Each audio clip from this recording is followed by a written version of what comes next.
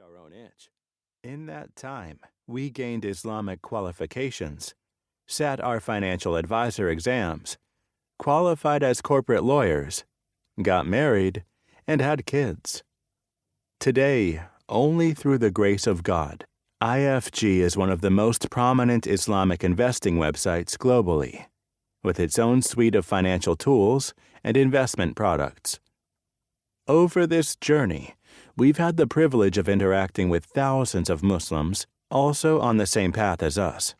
We've interacted with students just starting out on their journey, single moms looking to stabilize their finances after a divorce, a scam victim who is fearfully looking to invest again for the first time, billionaires who made their money in crypto, and, because we deal mostly with Muslims, lots and lots of doctors.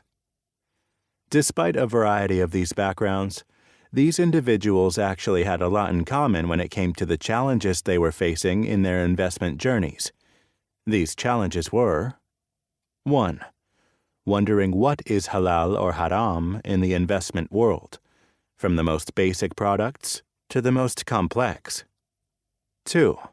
Being keen to learn about personal finance and investment strategies that were Shariah compliant. 3. Looking for advice, coaching, and guidance on their investments. 4. Wanting to understand what halal investment options there actually were for them to take up. Much of our content on IFG and in this book have been inspired by the questions we've received over the years from our audience members. We have written hundreds of thousands of words, shot over 150 videos, and given talks up and down the UK and abroad on these topics. But what we had never done till now was condense it all into one neat package. This book is our attempt at doing just that. It is a distillation of all those conversations, articles, videos, and lectures, suffused with a healthy dose of practicality to get you moving from learning to doing. We hope you enjoy it and learn something new. The why. But before we dive into the action, it is important to remind ourselves what is at stake here. The religious texts are very clear. Hoarding and passively sitting on cash are frowned upon. The Quran says, "But as for him who is stingy and self-satisfied and denies the good, we will pave his way to difficulty." More broadly, zakat is a 2.5% compulsory charitable donation on every Muslim's stagnant wealth every year. Interestingly, though, zakat does not generally apply to investments. In other words, zakat is effectively a wealth tax, encouraging the circulation and investment of money, rather than it sitting in cash. We can see, therefore, that the Shariah, the Islamic legal code, has always been pro-investment. But today, this message has taken on a particular urgency.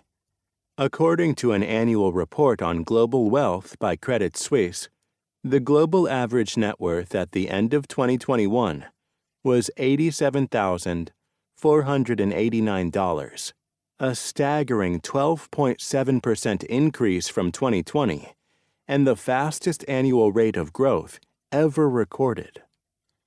Some quick back-of-the-napkin analysis of their numbers, accounting for Muslim populations, indicates that global Muslim net worth is approximately $16,702. In other words, the Muslim community is approximately 5 times poorer than the rest of the world.